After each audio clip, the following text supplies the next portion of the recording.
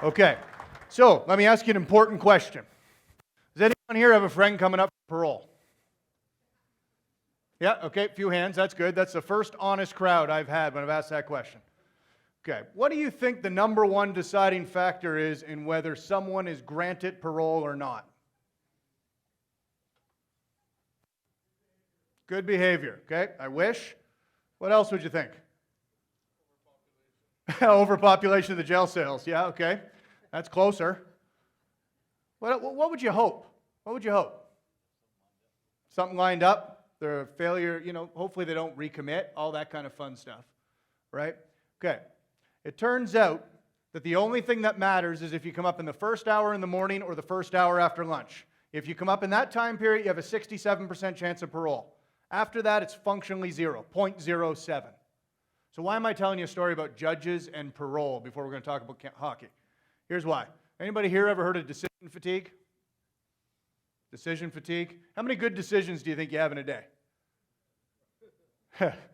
Crowd's nervous now. That's good. Okay. Most people have about 20. Who here picks their clothes out before the night before? Who does that? Okay, I've got 3 or 4. Good. Okay. Those who don't waste about 7 decisions in the morning just figuring out what to wear. Because here's the problem with the brain. It cannot decipher between an important decision and a non-important decision. It's really scary stuff. Really scary stuff. So I've got you Friday night, 7:23. You guys have definitely used up every single one of your good decisions. And you're probably all exhausted. And here you are coming into Winnipeg, with the exception of those who aren't here. And you've got me in front of you. What I want to ask you here as we go through tonight is to remember that the brain's fatigued, but to also think about how many times is the brain fatigued as we're making important decisions in our life. I'm convinced the divorce rate is probably because of this. You get home at 6 p.m., no good decisions left, and then you start to have a deep conversation with your wife or your husband about where you're headed for the weekend. That always ends up in a good place, doesn't it? Okay, folks, when you go to make important decisions on your own career, on a kid's career, whatever it happens to be, I'll give you one little hint before we move on. You got 4 ways to get a little brain power back. Go for a little walk, grab a bite to eat, meditate, or have a little nap. Those are the 4 little cheat codes if you ever have to have a big important decision before we get going. Let's get into the real talk here. It's humbling to be here. It's an honor to be in front of you. It really is. The game of hockey did so much for me. I've played, I've coached, I've reffed. I've done it basically all. I had the wonderful honor of reffing the 2002 Air Canada Cup. I was much younger then, but a little guy by the name of Sidney Crosby played in that Air Canada Cup. He was damn good then, still is. And refereeing taught me probably more than anything else about this great game. It taught me not to talk back to coaches. It taught me to hold my temper. Taught me a lot of stuff that I would have never learned had I not put the stripes on. I don't think I should have had to learn those lessons, but I did. I remember one particular lesson. I went and looked at a coach and I said, if you talk to me like that one more time, I'm going to give you the boot. And he looked at me and he said, I'm going to give you the boot. And I went to kick him out. And I had a senior guy there. And he pulled on the back of the jersey and he pulled me back and he said, listen. He said, listen, you open the door. And when you open the door, you can't then penalize him because he closed it. You got to take that one, son, and take that as a lesson. And I went, that's an interesting thing. You can't fight fire with fire. Doesn't really work. Growing up playing. It was here in Kenora that I learned how damn cold this place was. I know Winnipeg's just a little bit north, but Kenora and Winnipeg share a temperature. I started playing on the outdoor rinks. Had one just at the foot of the hill where I grew up. It's the first time I had skates on. It's kind of nostalgic to be here. I learned what it was to get back up. I learned what it was to freeze on the ice. I learned what it was to get cut from my first hockey team. Throughout, I learned leadership lessons. I learned so much from the game. Learned a lot more coaching too. And here's the thing. You just heard about my 15-month-old daughter. It is highly unlikely she will play. It's highly unlikely she will play. And in fact, does anybody know what's going on with the game in the country right now? We gaining more players per year or less? Less every year. The women's game's been flat for 10 years. We lose 2% of men and young boys every year, yet the number of kids in the country is going up. Are we the most popular sport in the country anymore? Nope. Are we the fastest growing sport in the country? Nope. We're neither that. And yet, every time I get in front of associations and I get in front of groups, they're arguing about whether we should have one Adam team or two Adam teams. They're arguing about the bloody 14-year-old who reffed a crappy game last weekend and how that kid should never be allowed to ref. They're arguing about things and they're passionate about things, but guys, when you look back on your own career, folks, when you look back on your own career, what really mattered? What really mattered? What are we trying to do with this game? The reason why I'm honored and always humbled to get in front of an audience like this, is because these are the stewards of the game. You have a big association. You have a really big association. I mean, I'm working with Hockey Nova Scotia right now. Okay? They've got 32 hockey associations and 3 female hockey associations. Anybody know how many you have? Peter, I hope you know. 112. You have 112 associations. I'd ask you how many kids you have in the game, but I think the cheat code's behind me here. You got about 35,000 young kids. What's the point of this? Very few are ever going to step foot on a junior A ice sheet, let alone the NHL. And this is the game that every one of you in this room has a chance to steward. Anybody know what the most important relationship is in the game? That's why I'm excited for a talk later. Respect. Respect's one. Anybody know what the most important relationship is for a player? Proven over and over again? Player-coach. Player-coach by a mile. So anybody who coaches in here, who coaches? Who coaches in here? Folks, it doesn't matter what happens at Hockey Manitoba. It doesn't matter what happens within one of those associations. It doesn't matter how good they are. It doesn't matter how good the technical package is that they send you out. All that matters in a kid's development is between the coach and the player. That's where all the value is created. So I salute every one of you in here, and yet as we go through this today, I hope that we start to think about, why does Hockey Manitoba exist? Why does it exist? What are we trying to do in this game? And I can tell you, it's not trying to win 3-2 in overtime in the 7th game of nothing, because I don't even know if we have 7 games. You got a kid. You got a bunch of kids. And they're going to develop. And some are going to leave the game because of their experience. And others are going to stay in it. And you in the room have a choice and a chance to make that happen or not. Okay. One of the things that I want to put in front of you. Here, fun. Let's see. Oh, there we go. Oh, let's go back. Okay. You kind of hit on all the points. I was going to say, it was really fun. I was running this morning along the Red River. I had to wake myself up and get myself on the time zone. That is quite a river. Don't try and navigate by it. My 30-minute run turned into a 97-minute run as I tried to figure out where I was going. 3 construction workers later, I got back. It was good. But this place brings back a lot of memories. Went to my first NHL game here. Edmonton Oilers, Winnipeg Jets. Second thing is, learn to play the game in Kenora. The third thing, I don't know how many of you know this. I was surprised that some of the brass at Hockey Manitoba didn't know this when I asked, but do you guys realize that, the Winnipeg Falcons, very first Olympic gold medal for Canada? Here's why that's significant. Anybody here talked about introducing the game to new Canadians? It was that gold medal in 1920 that brought an entire Icelandic community into the Canadian fabric. Happened right here. We have an opportunity with this game. I think this game is really, really important. But let's get to the talk here today. Why should you listen to me yak for 90 minutes tonight and go through another 90 minutes tomorrow? Why should we go through that? I'm going to get off this stage here in a second. But here's a little bit of a bio. I've worked with a lot of organizations and helped them go through major transformation. There's nothing more difficult than the kind of change we're trying to make in the game. One central body, 112 minor hockey associations, 35,000 kids. That probably means somewhere in the neighborhood of, 4,000, 5,000, 6,000 coaches around there? And that's what you're trying to change. trying to change it for better. Worked with a lot of organizations going through exact same kind of change. I also spent 10 years in not-for-profit. So I understand what it's like to work with volunteers, and I understand what it's like to work with people who are paid, and I understand how hard it is. And so I'm excited that you guys are here because you're giving up a weekend, a full weekend to do this. How many more weekends are you going to give up over the next 10 months? 1 or 2? Okay. Second reason, that's that social sector, got to that. And the third reason that I'll put in front of you, connection to the game. The last thing that I want to give you on my quick bio, I am the great-grandson of a subsistence farmer, the grandson of a first-generation entrepreneur roofer, and the son of a first-time educated, university-educated man who went on to be a white-collar business executive.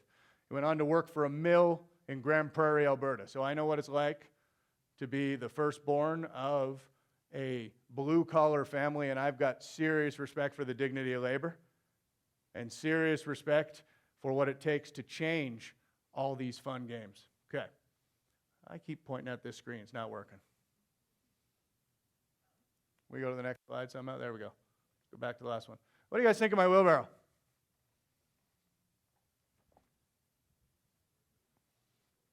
Don't be kind, just because I'm from out of town. What do you think? You're shaking your head. It won't work, okay?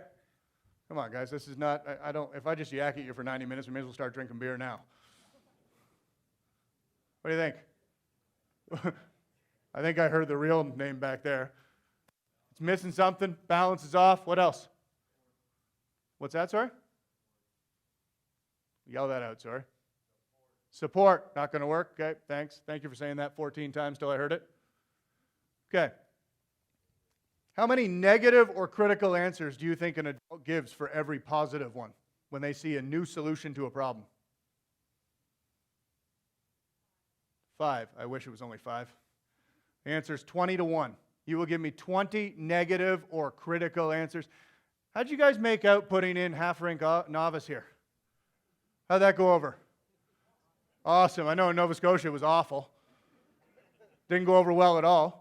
Even though all the science was on their side, all of the greats in the games are saying go do it, and yet it was horrific to try and implement. New solution to a problem. Now you're looking at me going, Matt, it's still a crappy wheelbarrow. Still a terrible wheelbarrow. But what if I tell you this? My brother was 8 years old. He was trying to pour concrete. Who here has poured concrete before? Okay, you get that. That's awesome. Do you know how many crowds I'm in where there's like nobody who puts their hand up? That's great. Okay.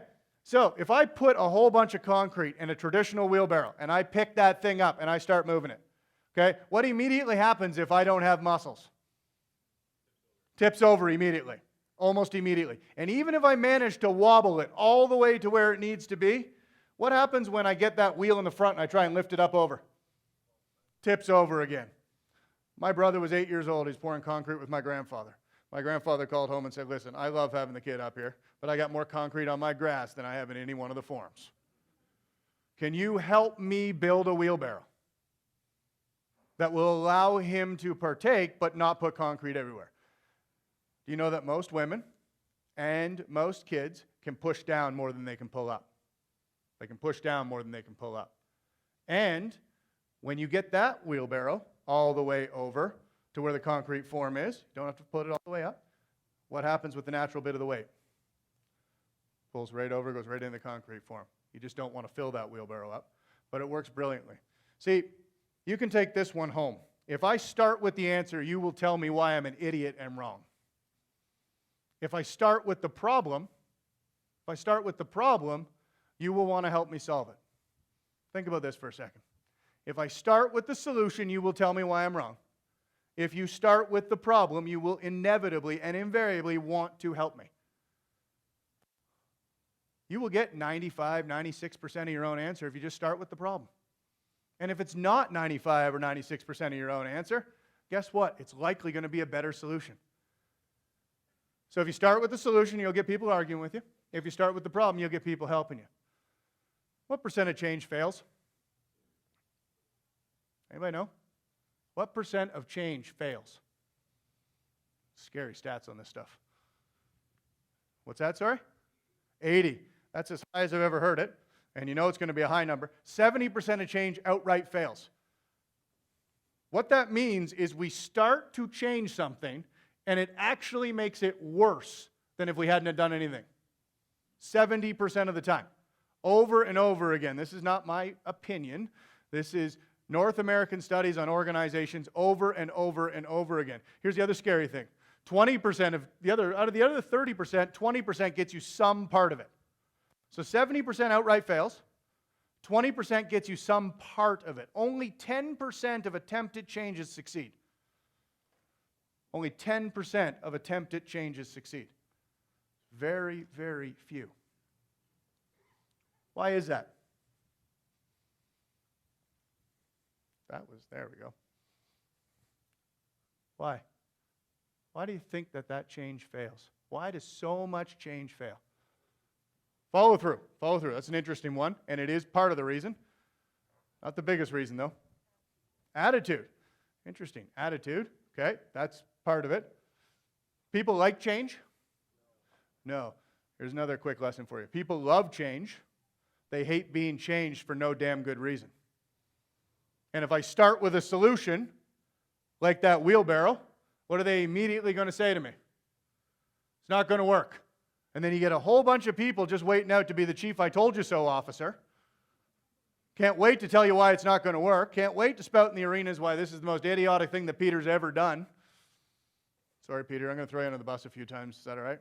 You don't have a mic. That's good. Okay. So, keep going. Why does a change fail? Why else? Keep getting at it. My 15-month-old can't talk yet, but I know what she's about to say because she points at stuff. What do they say all the time? And then once you answer it, what do they say after? And then after that? Why? Here's the reality. Most changes fail because of this simple reason. We start with the what, not the why. We start with the what, not the why. When we change to novice and we change to half ranks, what did we start with? We started with the what? All over the place. At least in Nova Scotia we did. It's better for the kids. We're going to move to half ice, and we're going to use smaller pucks, and we're going to do all kinds of stuff. I don't know if you guys did smaller pucks out here or not. Okay. Start it with what, not why. And if you're going to try and lead change and you're going to start with what, you got about a 10% chance of succeeding. Best of luck. It's not going to work. And why is this important?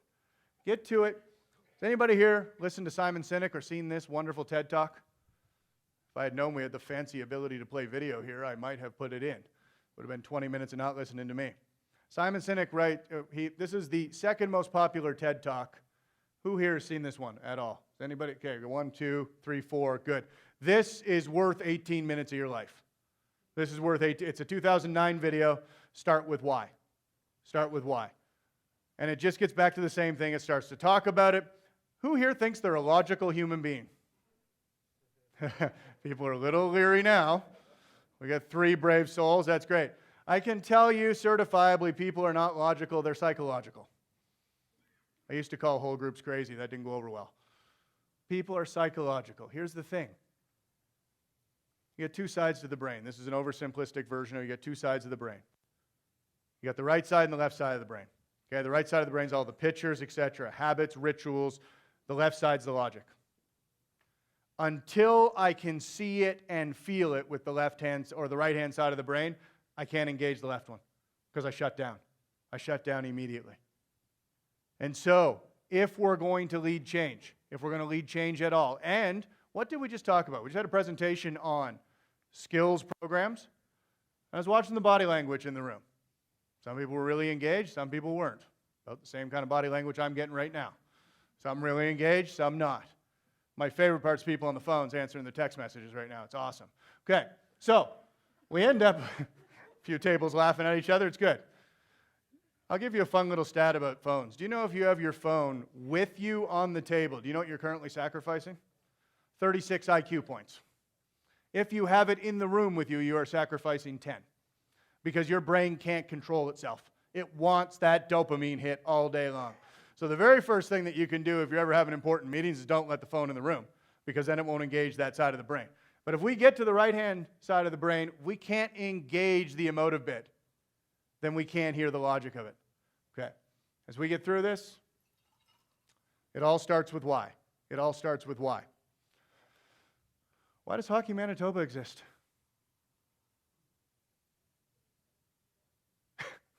I'm hearing some smart-ass answers. Okay. I'm going to give you 5 minutes at your tables. I want you to answer this question. Not what should it do next? That's our favorite sport.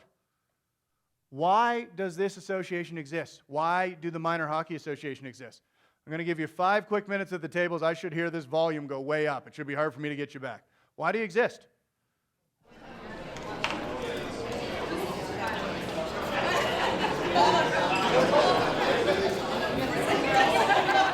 Interesting responses as I went to the tables. I noticed it was like the classroom effect. I would sit down, everybody would hush up. It was awesome. And then they would say, I'm not telling you what I talked about. Okay, well, that's a good start. That's great. Okay, so I heard everything from govern the game, manage crazy. That was one of the interesting ones. Cash grab. It's hard to censor me, really hard. Okay?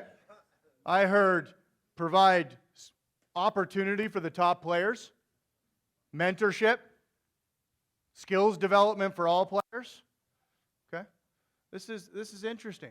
In an aligned organization, we would clearly understand why we exist.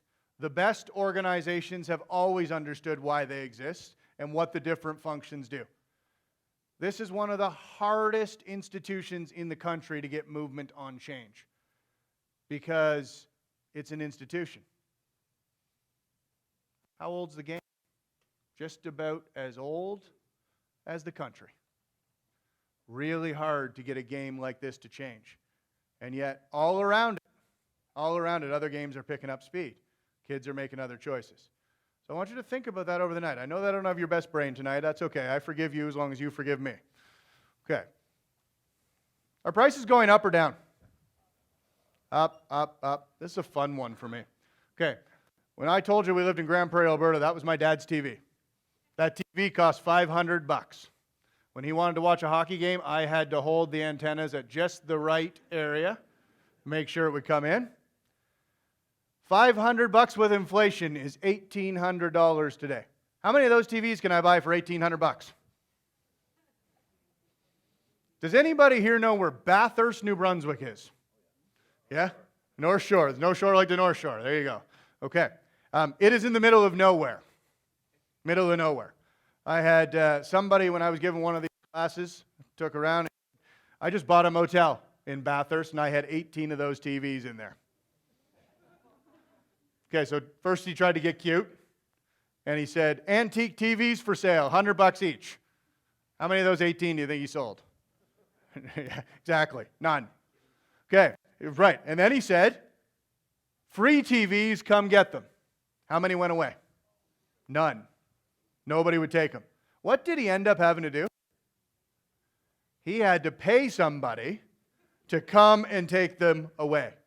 Not only does the price of everything go to zero over time, the price of absolutely everything goes to zero over time, it actually even gets worse than that. I was walking around one of those Loblaws, and this was the TV I saw this year for $449. It's a 65-inch TV, does more stuff than I know what to do with it.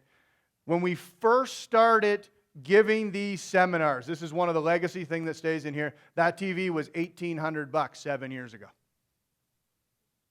Okay. The price of absolutely everything heads to zero over time. We're going to talk about why this might be important.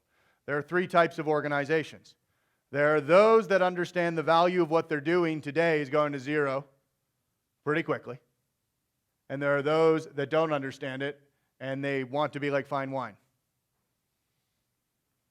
Somebody always says, and I'm sure people are thinking about it, the price of gas is going up. Okay, but do you buy price? Do you buy gas? Do you buy gas? Okay, now, what do you buy with the gas? When you put gas in your car, what do you get? Freedom. Kilometers on the road. Okay? It has never been cheaper to drive a kilometer on the road.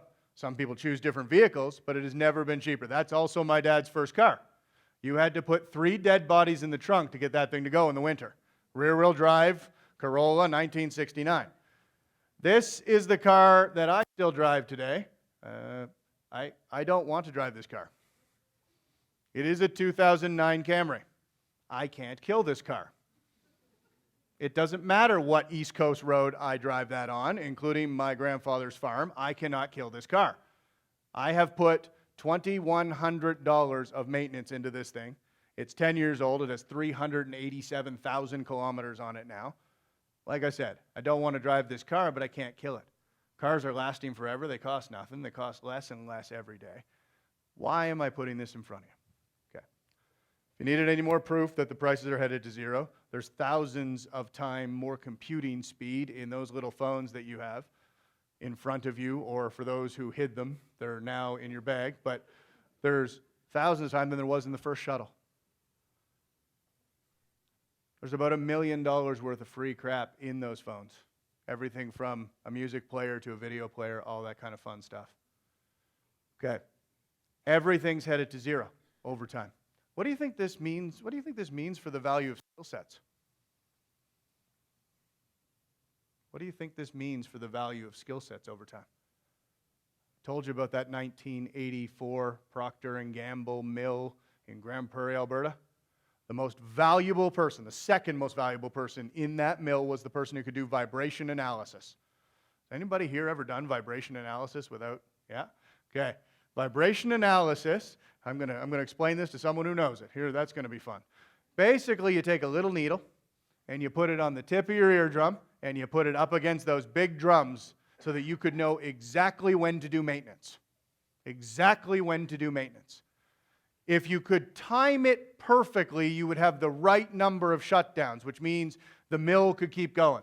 If you did it too early, you had 3 shuts in a year instead of 2, you lost productivity. If you did it too late, you blew the mill up. That was worse.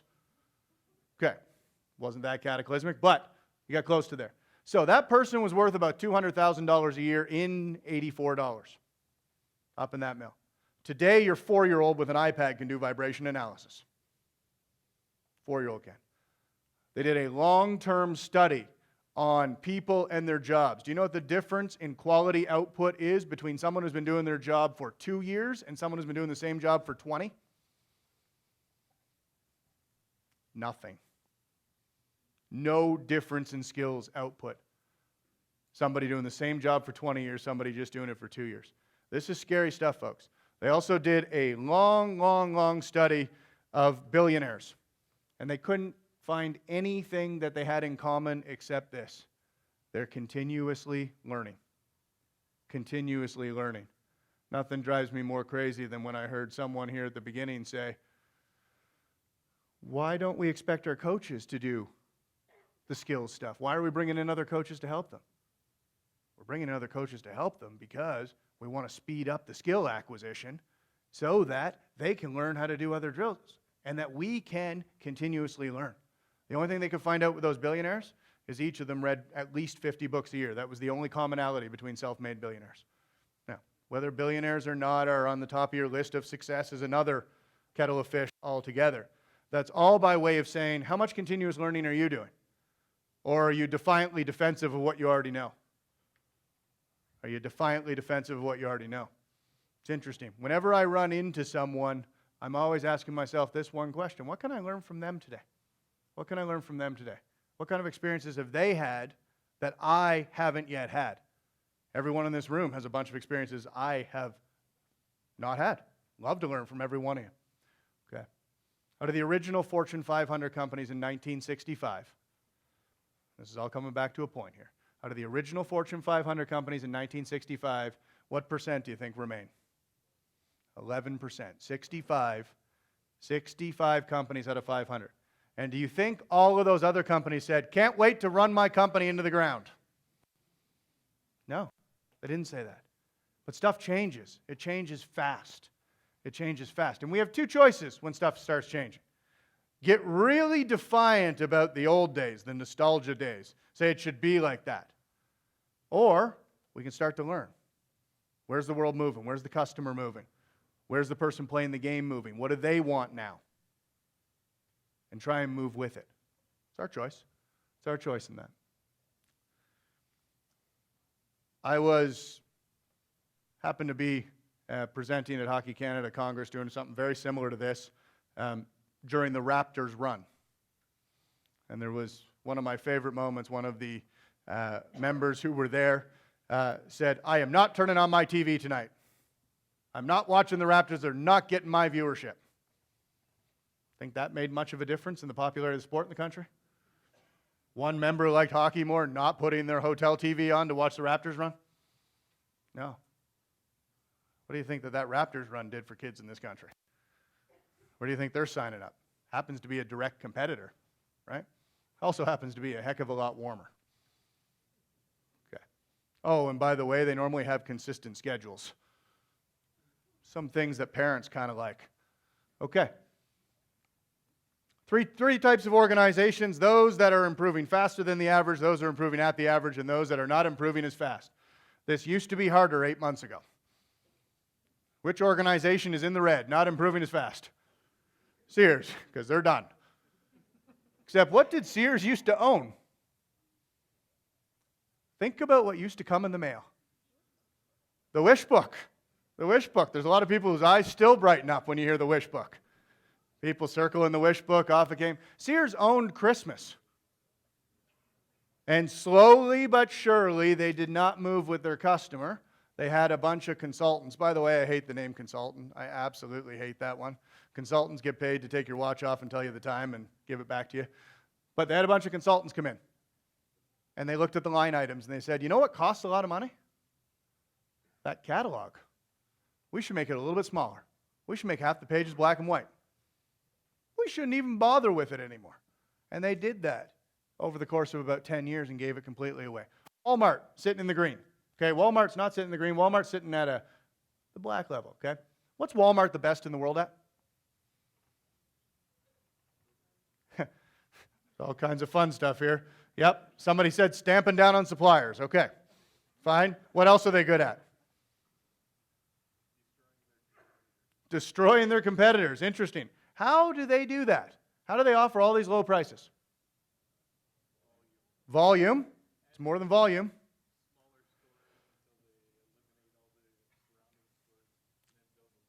Smaller stores and larger stores. What do they always have on their shelves? Stuff. Lots and lots of stuff. They're a big logistics company. They're the best in the world at getting the largest amount of crap just to the stores. What percent of your shopping is now done in stores versus 5 years ago, versus 20 years ago? Walmart's scared to death right now. Absolutely scared to death. They're the best in the world at something that doesn't matter nearly as much to their customers anymore. Let me ask you this question. Are you the best in the world at something that doesn't matter nearly as much to your customers anymore? It's hard to face reality, but this is your job. This is your job. Warren Buffett has a wonderful saying for this. You only know who's naked when the tide goes out. The point of that is, I got to see the world as it is, not as I wished it was. Richard Feynman, one of the Nobel-winning physicists, says it this way: we must not fool ourselves, and we are the easiest people to fool. This is why I'm putting this in front of you, because I want you to ask the question of why do we exist and how do we serve our customer? Why do we exist and how do we serve our customer? Because we're going to become really, really good at stuff that doesn't matter anymore if we're not careful. Amazon. What are they the best in the world at, aside from avoiding taxes and all that kind of fun stuff? We'll talk about that over here. I forget that this thing's video. That's not going to be fun. Okay. Can we edit that out? Okay. What's Amazon the best in the world at? E-commerce shipping. Well, how did Amazon start? Books. And everybody thinks they were a bookstore that grew into something. One of the most fascinating things about Amazon, you can go back and read the letters to the shareholders from 1997 onwards on Jeff Bezos, and he calls his shot. He started with books for one reason. He said, the internet's growing at 1,000% a day. That's what it was in 97. He said, the world is going to move to buying stuff online. I'm going to start with the easiest thing to sell online. Books hold their value for the longest. They're the easiest to warehouse. They're the easiest to ship, and people trust them. Remember 97? Some people don't in this room. There's a bunch of others who do. Nobody would buy anything online. All of a sudden, now we're even buying what? Prescription glasses online. We're buying everything online. 97, we went groceries. That's a good one. I'm glad we're buying those online. Nothing's worse than walking to a grocery store when you got no head left. Okay. Amazon is the best in the world at getting you what you want where you want it. Do you know that in 7 U.S. cities, you can get anything you want off of Amazon's main site in 2 hours? 2 hours. And for a slightly additional fee, you can get it in 1 hour. This is insane stuff. But Jeff Bezos asked himself this really interesting question. He said, what is never going to change about the customer? We see Amazon as this progressive company that understands and is constantly, he said, what's never going to change? Here's what's never going to change. People are going to want stuff cheaper, and they're going to want it at their door faster. Those are the two things that are never going to change. So we're going to be the best in the world at those two things constantly, whatever we're selling. Amazon has this one really important slogan in there. They say it's day zero. It's day zero every day.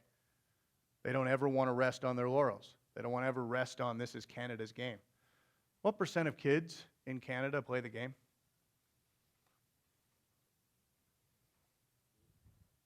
Do you have any idea what % of kids lace up and play the game? 10% of kids. 10. Think about that for a second.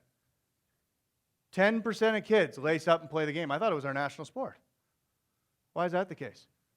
I have Peter to thank for this next one. It seems almost impossible for us to get kids to register and yet go to a free skate around Winnipeg.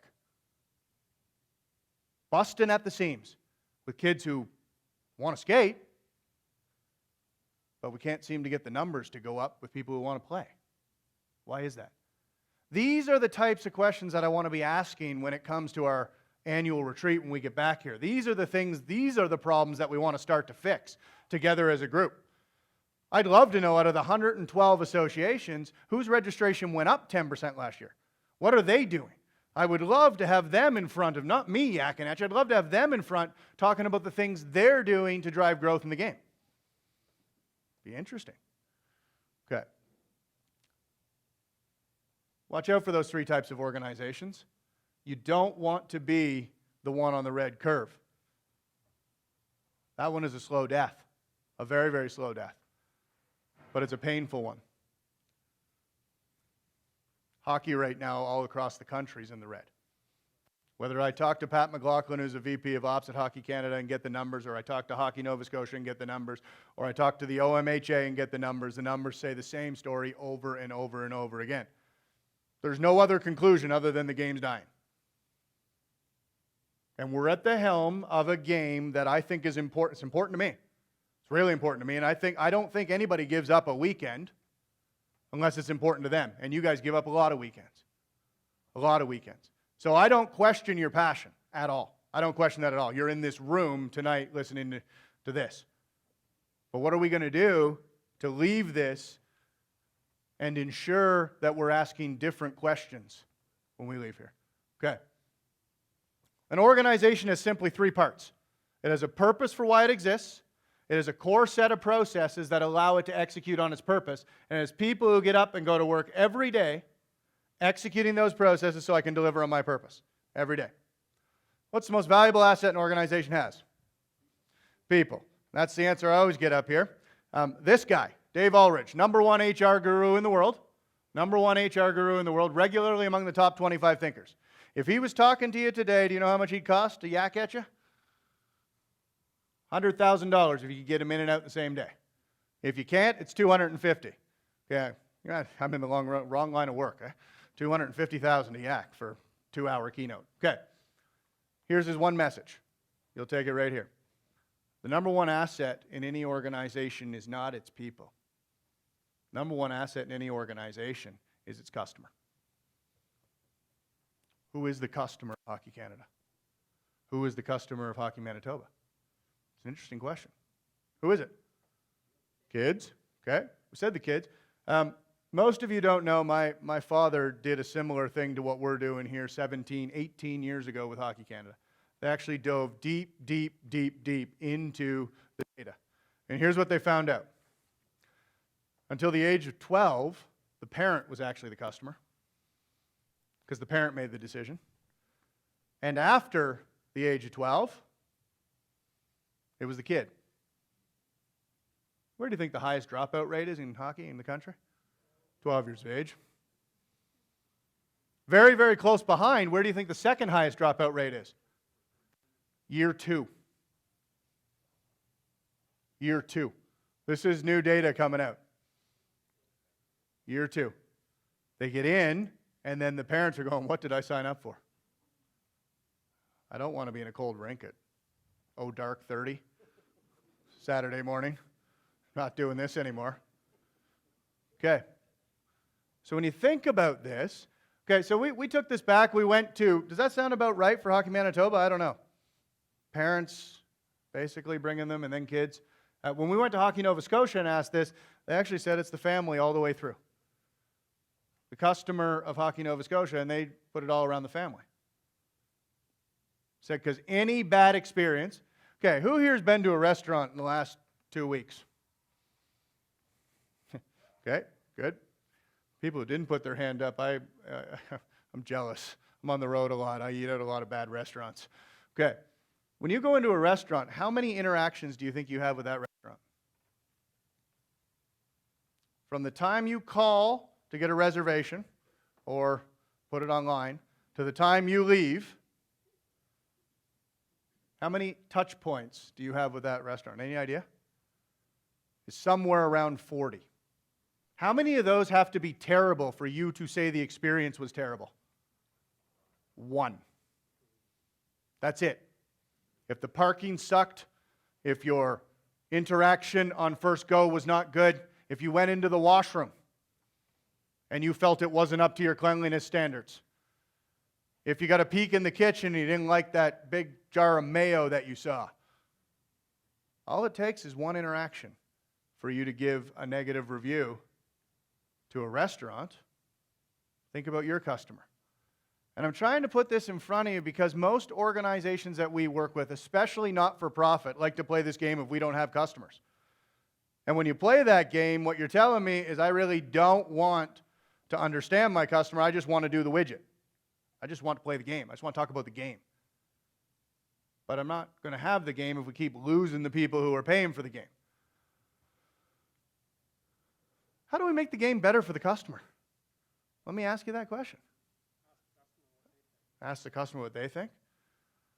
I'm going to give you another 5 minutes. I'm hoping for a little more participation this time. I know you're exhausted. I'm looking at these faces going, how the heck do we pump up and get a little more energy in here? You're dying on me, folks. Okay. Around your tables, I want you to come up with at least 10 ideas. 10 ideas on how we can make the game better for the customer. How do we make the game better for the customer?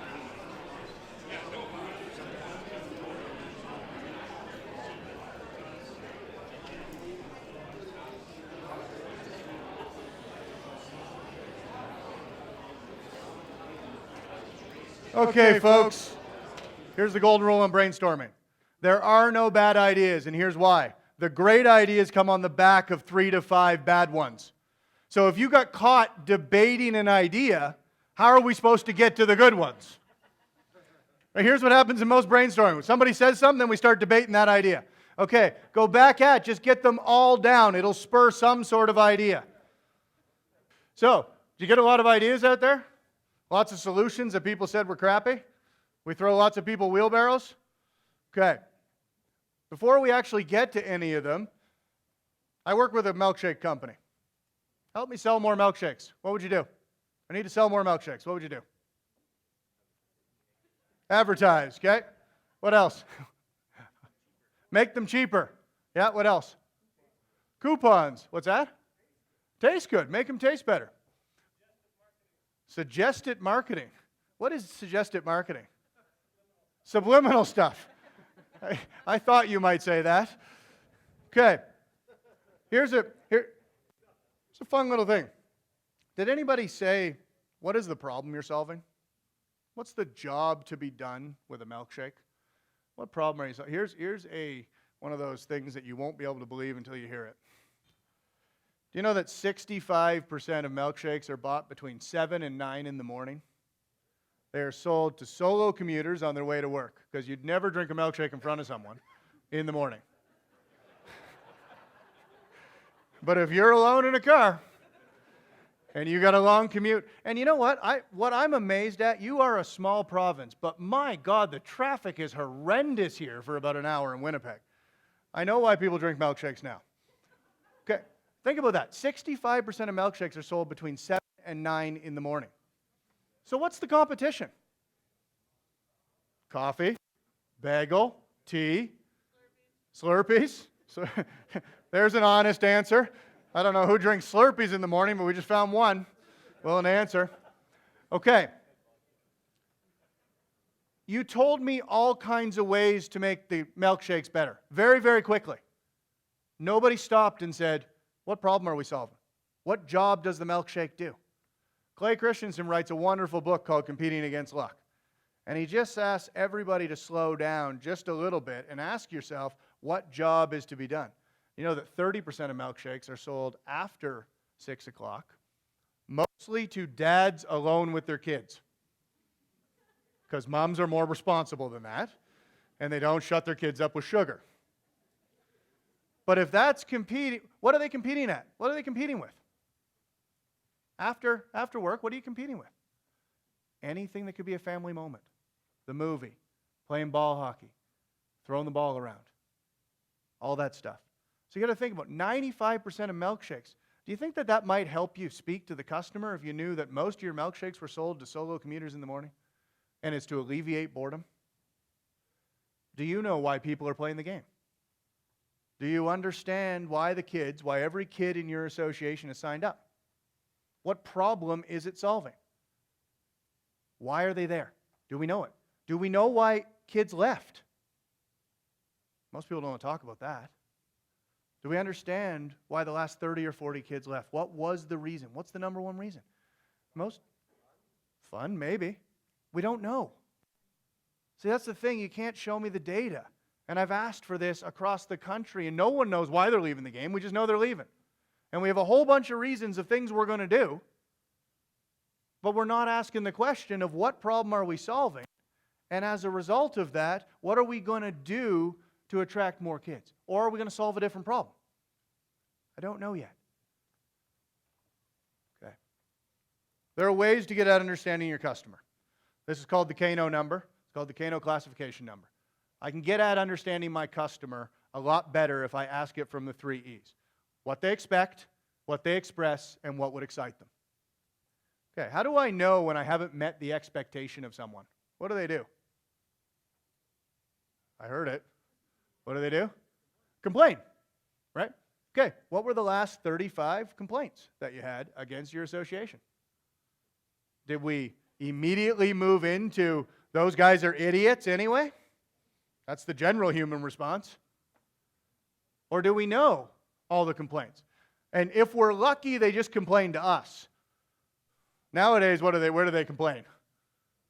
Twitter, Facebook, anybody that'll listen, the media, anybody that'll listen. The media is picking up the tweet and the it's wonderful world we live in with an ecosystem, isn't it? Okay, so you can find out what your clients expect by what they're complaining about. You can find that out. And if you listen and if you seek it out, you can really get there. Now, if I want to know what my clients or my customers are expressing, what do I need to do? You hit it on it earlier. If I want to know what they would like, ask them. Ask them. When's the last time we asked our players what they liked and didn't like? When's the last time we asked our families what they, in a quantifiable way, not in a one-off story way that justifies your point of view?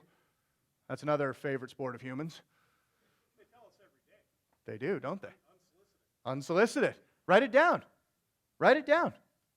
Put it back there. Because if stuff starts repeating itself over and over again, you might hit on something. Now, how do I excite someone? How do I excite a customer? Anybody know? Give them something new. We're almost on it. I excite a customer by solving a problem they didn't know I could solve. Okay? I excite a customer by solving a problem they didn't know I could solve. I was working with a Windows manufacturer once, and they said, Matt, it's a window. There is nothing you can do to excite somebody about a window.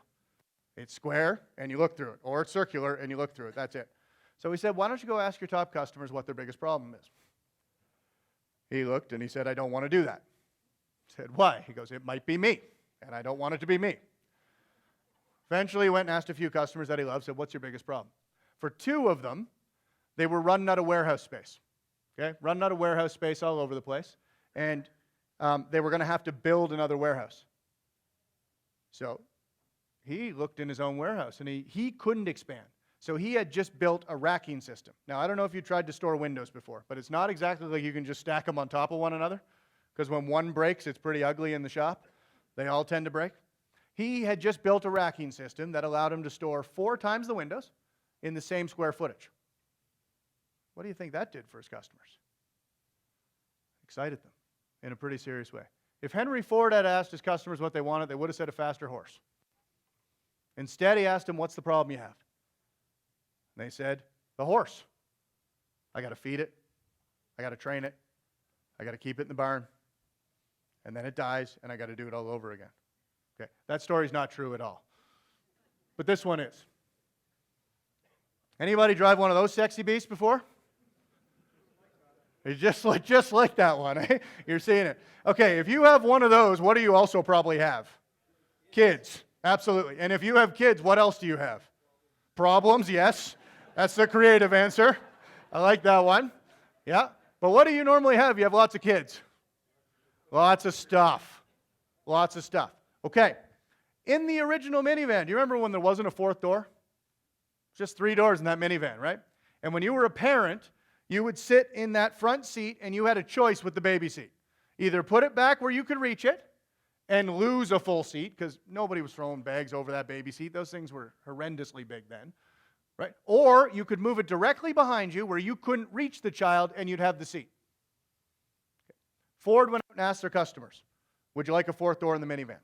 65% of their customers said no. Chevy went out and observed their customers. And here's what they saw. That problem over and over and over again. And here's the lesson in this. They put a 4th door in the minivan. Within 2 years, Ford no longer made minivans. That's how quick it happened. Within 2 years, because they observed a problem and they solved it. Now, why was there not a 4th door in the minivan right from the start? What was the reason? No, not cheaper. Safety. You got it. Safety. What had advanced by the time they put a 4th door in the minivan? Where could you lock those doors from? The driver's seat. Couldn't do it when they first started doing the minivan. So there was a very, very good reason for why there wasn't a 4th door in the minivan. But then things changed, and they changed quicker, and you could control the point, and yet people still didn't think they knew what they, still didn't think they wanted it, and yet they did. There's a lesson in this. There's a lesson in this. Most times the customer can't actually tell you what would excite them. In fact, they almost never can. But if you ask them what their problems are, if you observe them, if you observe their struggles, you will see time and again there are lots of opportunities for you to excite them. And they don't have to be expensive things. Most things that excite customers don't require cash. They don't. They just require thinking about things slightly differently. Okay. When you're thinking about your players and your families, and tomorrow morning when we come back here, we're going to spend a lot of time on that. What are the 3 E's? How could we make this game better? What are the complaints we're having? And I hope, I really do hope, that at least you start quantifying some of these complaints coming in. Grab them all. I have a little coin. It's not going to do much other than to say, hey, look, I got a coin. It's got stuff written on it. Everybody see I got a coin? That's fun. Okay, on this coin is written this. Pain plus reflection equals progress. Pain plus reflection equals progress. What do most people do when they hit pain? When something happens to them they don't like, when they hear something they don't like, you got it. Wall comes up, and it's mostly pain plus deflection equals I'm all right. And then they start playing the blame game. And then we get into, hey, I think you're 13% responsible, and you're 17. I'm only 13% responsible, so I'm the least responsible. What is the point of that? What is the point of that? Life became a lot easier for me after I started taking 100% responsibility for the things I don't like. and the things that didn't go the way I wanted to? Do we have the type of organization that we can talk openly about the complaints? Do we have the type of organization where we can talk openly about why the kids are leaving the game? Or do we immediately jump to blame and deflection? Which one are we jumping to? That's one thing that you'll find constantly among high-performing organizations and high performers. They reflect, and they reflect often. They reflect every night. They reflect every week. They reflect on themselves. They reflect on the game. They reflect on whatever game they're playing. Whoa, that went fast. Can I go back? Do you know what your customer's saying? And I put a slide in there from the OMHA that they let me share. They actually went out and asked their customers. This was kind of nice to see. And their customers got back with some data for them, understanding what was going on. Right? Talked about a Christmas break that they hadn't seen at all. Said, oh, you actually want us to shut down in that time. Didn't know that at all. Lots of stuff. This is from the OMHA, their annual report. You can get it on their website. Sitting right there. So, they have 300 associations. And their kids are facing similar, not the same, but similar problems. I'm assuming that your kids are. Trying here. Okay. We just went through the principle number 1 of performance excellence. Customer's number 1 asset. Do you understand the 3 E's? Number 2. When it all goes wrong, where's the blame normally go? When it all goes wrong. When something happens you don't like, where's it normally go? Somebody else. It's the crossing guard game, eh? Whoa, over there, over there. Putting the blame somewhere else. Here's the second little thing that high-performing organizations know. That 85 or 84 to 96% of your problems, challenges, and opportunities will be how things are done, not who did them. How? Blaming the process and the habits of organizations, not the people who executed them. Almost all. If you're blaming a person, you got a 4% chance of being right. So when you stare at yourself in the mirror and you really are blaming someone else for something that's going on, I don't like your odds. I don't like your odds. You got about a 4% chance. This is study after study after study. They find this. I'm going to give you a couple examples which are really fun. In order to blame process, I got to be able to see process. Here's the hard thing about process in the knowledge and service world. I can't see it. You and I have a conversation, then you go have a conversation with someone else, and they have a conversation with something else, and something's supposed to get done. That's a process in the knowledge world, right? And what happens in that game of telephone? Gets lost. And then we blame the last person or someone in the middle of that line, and then we try and hold people accountable. That's my favorite line. We just got to hold people accountable. Doesn't really work. I told you a little bit earlier that our longest serving client and my favorite client, I'm not supposed to have favorite clients, but I do, the Department of Education, Francophone sector. So you got to think, we're an Anglophone Scottish family helping the Francophone education sector. Moi, je peux parler français, but still, for us to be in there helping them was a minor miracle to begin with. Okay.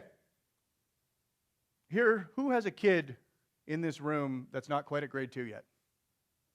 I do. A couple of them. Okay. This is something you're probably want to take home.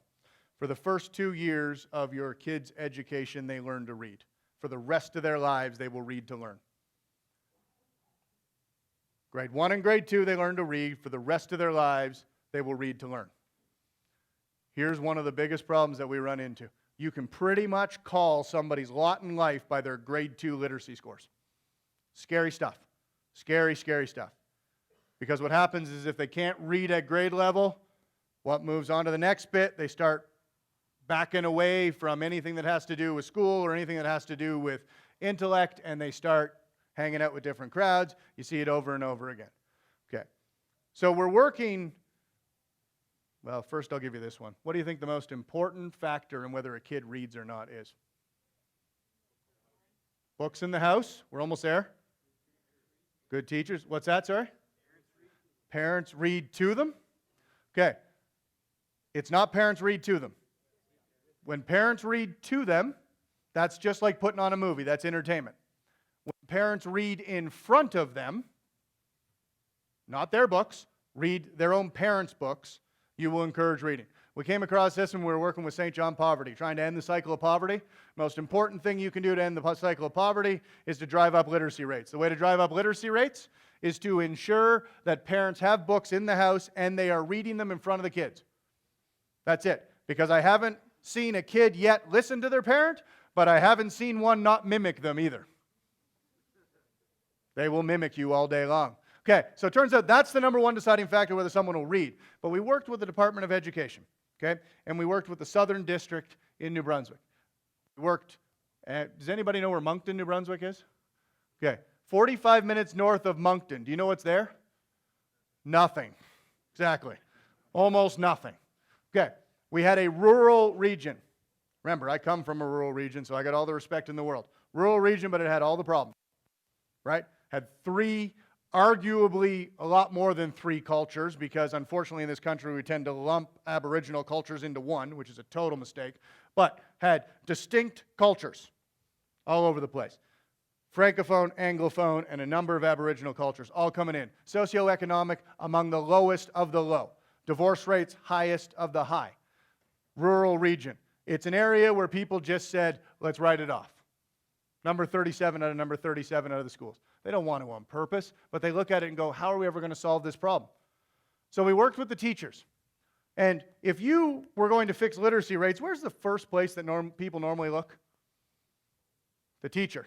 They normally look right at the teacher. Okay. But have you guys met grade 2 teachers? Nobody signs up to be a grade 2 teacher for summers off. No chance. Okay. Teachers, damn good. Where else? What do people normally like to do as soon as they have a problem? What do they like to create? Hockey Canada does this all the time. Oh, this is on video again. What do they normally do? What do they create? Have a problem, create a program. Have a problem, create a program. Have a problem, create a program. That's what happens. Education system, have a problem, create a curriculum. Okay, so normally when you have a problem in literacy, you go to curriculum or teacher. It's not the case at all, though. Most of those problems aren't there. So we walk into this grade 2 class. We asked the teachers, said, okay, what do you think the number one problem is? Said, we're not able to get the students up. If you want the students to get higher literacy levels, what do you think they have to do? What do they have to do more of? This is not rocket science. Read. Okay, but what they found out is that every time they would have an interruption, the first thing they would cut is reading. Just cut 5 minutes out of it, not a big deal. Except it is a big deal if you cut it out every day. And they said, okay, so why are we having to cut it out? Turns out that as these students entered the school, they had to walk 252 steps to the classroom. Now, we live in Canada. You live in one of the coldest parts of Canada. And what are kids always wearing to school? Stuff. Lots of extra layers. And you got these grade 2 students waddling into class. They arrive just a little bit late because it's a long ways over. And what do they immediately have to do? They got to get out of all of that stuff. So they lose a couple minutes in the morning. Okay, I said, well, what if we put the classroom closer? Yeah, that would probably work. Okay, so that's the first fix. Second one is, have you been in a school lately? Who's been to school lately? Couple? Okay. I don't know why everybody needs to know that little Johnny needs to go to the principal's office. But do you know how many times they come over the PA system? It's constant. Here's another thing that we know. A 2-minute interruption is the same thing as a 17 to 28-minute cognitive interruption. So when I go, hey, do you mind just helping me with this for a minute? I've just taken a half hour of your day. Every time I interrupt someone to ask them a question, I take a half hour of their day away. So what we got is agreement from the principal to not have any interruptions over a 90-minute period. Okay, folks, those were the 2 process changes we made. And in 4 months, they went from number 37 to number 1. And they stayed there for almost 2 years. Number 37 in literacy scores to number 1. Now, if you had walked in and said, here's what we're going to do, folks. We're going to move the classroom closer, and we're not going to have any interruptions from the principal, and we're going to change literacy in this area. You'd all looked at me like I was an idiot. Because that's not where your head goes. And here's the thing. In almost every fix that I've been involved with, in almost every successful change I've been involved with, nobody knew the damn answer before we got in there. You just don't know it. And if you think you know it, you're fooling yourself over and over again. See, the job of a leader is not to have the solution. The job of a leader is to sequence the problems we're going to solve. And then it's to work with the people who are going to execute those problems to get to the solution. Another classic example. Everybody remember these posters? Yelling at the reps will help your team win because they really like that. Does everybody remember when we were really, really worried about all the reps? Probably still are in some cases. Right? Have a problem with it? Okay. So we made an assumption that the reason the kids were leaving was because of abusive behavior. No question, there's lots of abusive behavior. Quite frankly, in Quebec, they have a whole bunch of arenas that don't even have parents involved. It's all glassed out around. You can't even hear the parents. So they've solved it that way. Okay. Somebody had a little bit of experience with Lean Six Sigma and DMAIC and advanced problem solving and went and looked at the referee problem. Now, how old are the kids normally refereeing? Anywhere from 14 to 21. Okay. Losing loads of these kids going through, and they asked the kids, said, why are you leaving? Sure, they talked about the abuse and stuff, but it didn't turn out that to be the number one reason. How often do you pay your referees? What's that? Every game. Okay, you've got the every game. In this particular area, they were paying them once a month.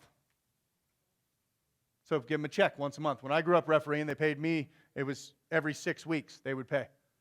It turned out that the vast majority of the officials leaving the game in this particular minor hockey association were not leaving because they were getting yelled at. They were leaving because of cash flow problems. They weren't getting the cash quick enough. They could go work at another job, get paid less, but get the money quicker. And it turns out going on a date and actually having cash to do that is more important than a higher paycheck. I remember I said they were young, right? Okay. Again, time and again, we think we have the answer, except we don't really understand the end-to-end flow. So we start talking like we know it, and then what happens? This is really fun. Isn't it great when you stare someone eyeball to eyeball and you go, you're wrong. This is why it is. As soon as I say that, he's definitely going to say, oh yeah, Matt's a much smarter guy than I am. He must be right. What have I just done when I've told someone they're wrong? Have I made them loosen up their position, or they get stronger? They get stronger. If you ever think that you're going to solve a problem by yelling at each other eyeball to eyeball, it's not going to do it. It's not going to do it, and here's why. Because people just get firmer in their own opinions. They find more proof. It's not really proof, but they find more proof over and over again. Think about this. Jeff Bezos at Amazon has an empty chair around every table, and it has the customer on it. And when you and I get into an argument, he redirects the conversation so that you and I are staring at the customer. He says, solve it for the customer. So now what's he just done? He's turned us from adversaries to teammates solving a problem for a customer around the how. How about that when we get into a debate? And what you're going to find out most of the time is that you actually don't know the customer, you don't have the information, you can't see the flow, and there's no point having this emotive conversation right now at 7:30 at night because we're not going to get to a good answer. Over and over again, you'll find that problems are better if you just back away. Just back away a little bit. Come out. Okay. Hockey Canada has 150, I think, programs. I asked Hockey Canada to show me where those programs were. They gave me a bunch of them. They'll be the first one to admit that they have more programs than they know they have, than they know what to do with. My guess is you have extra programs you've added on top of Hockey Canada's programs. So you have more than 150 programs in Manitoba. Which ones are working? Which associations are the best at which programs? Do we know? Do we know from any sort of data set? Do we understand which one has the best registration process? Do we understand which one has the best development process? Do we understand which one has the best coaches initiation process? Do we understand which one has the best referee process? Do we understand that at all? And I ask that because I need to know the ones that have failed. I need to know the ones that are succeeding. Wouldn't it be amazing? Wouldn't it be amazing if we could show up here and learn, share, and leverage best practices across the 110 associations? Think about the power that you could have. I want to understand numbers, not so that I can judge, brag, or browbeat. In fact, if you're using numbers to prove, you're misusing numbers. Numbers are meant to be used to improve, not to prove. So if you're using stats to prove, we've missed the point. I mean, Peter got up here earlier today and said, what can we learn from each other? It's an amazing way to start this weekend together. Because the best organizations are not the ones that go, that's bad, that's good. They don't have those firm opinions. They have a totally different mindset, and it's this one. It is, and we're doing the best we can today, and every part of everything we're doing is being done better by someone somewhere. And I can't wait to find out. So which one are we living in? Are we living in the judgment, it's good or it's bad, or are we living in the world where we can constantly learn? Which one? The best organizations firmly live over here. They don't have firm opinions. They don't have firm opinions. They know that if they do have firm opinions, they're held very lightly because someone's definitely doing it better. It would be amazing if we could learn, share, and leverage where it made sense. Notice how I didn't say learn, share, and standardize. There are certain problems you can't standardize. There are certain solutions you can't standardize. But my guess is there are rural regions in Manitoba that can learn from rural regions in Nova Scotia. And my guess there are urban regions in Manitoba that can learn from urban regions in Ontario. If I understand how to look at process, I can learn. If I don't, I can't. I'm going to go out on a limb here and hope that the Department of Education in a certain province, I just won't name the province, never looks at this tape. They went to Finland. Tape, that ages me, doesn't it? Okay, digital video. Does anybody know the most effective education system in the world? Regularly ranked in the top 3? Where it lives? Where it is? Finland. It's in Europe, Scandinavia, Finland. Okay. A certain province went to Finland. And they went and said, okay, I'm going to try and learn what's going on here.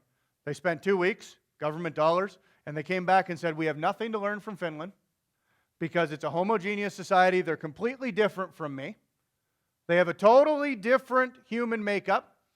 I don't know, they're green, we're purple. They came up something like that. Said, we can't learn anything. Said, okay. Anybody who knows the history of the Finnish school system knows that in the 70s, Finland had one of the worst educational institutions in the world. And they went to Ontario, Alberta, BC, and parts of the US, and they looked at it through the process lens. And they took all the best processes from the 7 provinces and states that they visited, and they brought them back, and they added a little Finnish flair. And with that, they created the highest performing education institute in the world. Now, there's 2 things that ought to be really motivating about that. Over the course of about 30 years, I learned from one of the worst performing education outfits in the world to the top in the world. 30 years. Okay, number 1. Number 2, I can learn anything from anybody if I understand how to look at process. Do you know that making French fries and lumber is the exact same thing? I harvest a raw material from the ground. I put it through a bunch of machines and cut it into long white stuff.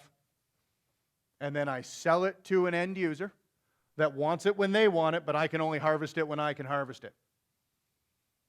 Now, do you think the French fry business might be able to learn something from the lumber business? They have all the same problems. All of the same problems. Here's the thing. If I learn to see through the how I execute, I can really, really put improvement on a turbocharger. Okay. Trying to get this thing to go. Can you imagine in Manitoba if the best process we had anywhere was everywhere? How much better we'd be as a province? Can you imagine? Out of the 112 minor hockey associations across this province, if we could take the best process from everywhere or from anywhere and put it everywhere, how much better would it be? It'd be absolutely amazing here. Now just imagine if we could do that across the country. Last time I checked, there are somewhere between 2,500 and 3,000 minor hockey associations across this country. Now, the fact that we only know there are between 2,500 and 3,000 means that we don't really know the associations all that well. Right? And it's one of the things that I know that Hockey Canada is looking at now. Let's stop the creation of new. Let's find out where the best is. Let's find out where the best is and leverage it. And in this province, you guys actually are well known at the national level for having the best data bank. You're known. You're celebrated for it, which is amazing if I can then take the next step and use that data to drive improvement. If I can use that data, you've already got the... Listen, there's a lot of provinces across this country that, never mind the system they don't like, they don't have a system. They're avoiding the system. It's on the back of napkins and paper. Right? So you guys actually have the data.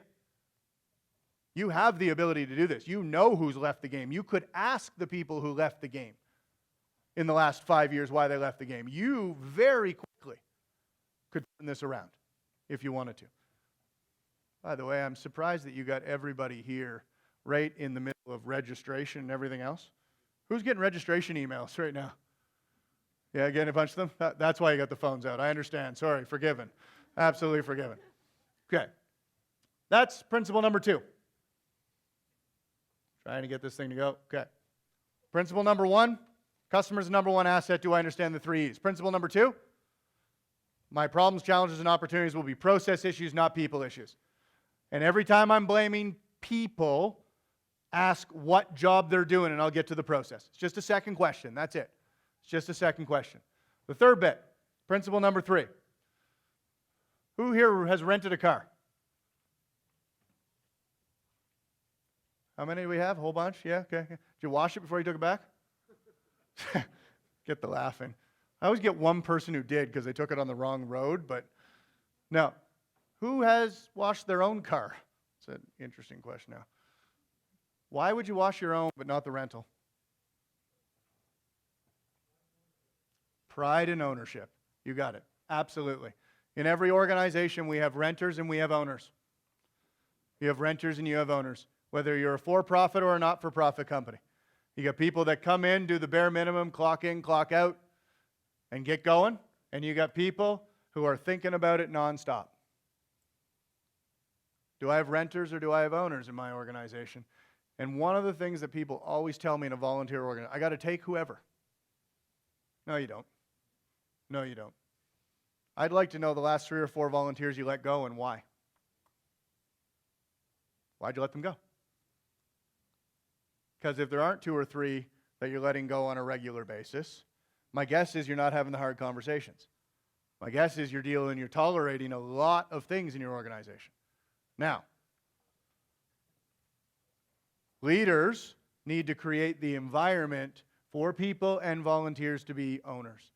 The only way I create an environment for ownership is when I engage people in understanding who the customer is, why we exist, who the customer is, and what are the core set of problems we're focused on, and can I engage the people who go to war every day executing those, the coaches, the admins, all of the people who put their blood, sweat, and tears and actually know what's going on the ground to fixing the way the game is executed so that I can deliver it better. Do I have that system? Because here's again what the great organizations over and over are able to do. They're running as hard as they can in the organization. They're doing everything they can. But they're also stopping and they're asking, what prevented us from having a perfect day? What could have been better today? They're doing both of those. Any of the ones that I talked to you about, those other organizations in the Fortune 500 that didn't make it, those organizations that are losing bodies every year, what they're doing is just running. They're not reflecting and asking the question, what prevented you from having a perfect day? How could this be better? Performance excellence is all about, and I wish we had something better than buzzwords that say performance excellence, but what is this? Best in class, high-performing organizations, those that do it day in and day out, whether they're individuals, teams, or associations. Here's what they do. They understand why they exist. When it all goes wrong, they blame process, and they engage people every day in making those processes better so that they can deliver more value to their clients. That's what they do every day. They grind that out because they love it. So how does this all come together? Been yakking at you, talked about 3 principles, all that kind of fun stuff. Let me ask you this question. Imagine if I started with that. Today, folks, we're going to talk about lines and boxes. Okay. Purpose, process, people. People go to work in the organization to deliver on the purpose, and the great organizations work on the organization, changing form, fit, or function so I can do it faster, better, with less resources in the organization. Now, one last question, because we got to say, what is in and on? We've heard that. Who here has heard the difference between in and on work? And we got a few people who've heard it? 2 or 3. Nobody's willing to raise their hand anymore. They're like, nope, not doing it. Okay, let me ask you this question. What color is the yield sign? Yellow. Fantastic. It's been white with red trim since 1984. We work with the Department of Transportation in New Brunswick. We asked them, what color was the yield sign? They said yellow. What did your brain do when I said yield? It immediately went yield, caution, yellow. So I ask you again, are you a logical person or a psychological person? You're a psychological person, folks. And I have an added advantage. It's Friday night at almost 9 o'clock.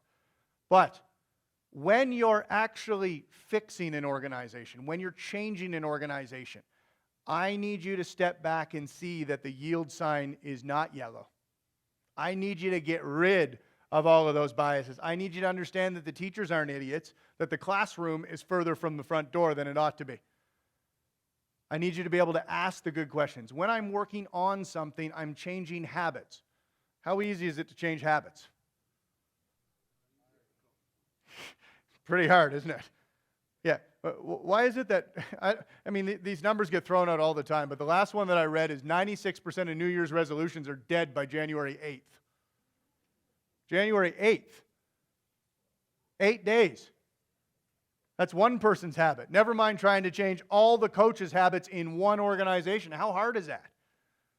Very, very hard. Right? So I'm not saying any of this is easy. I'm just asking you to make sure you don't see yellow yield signs while you do it.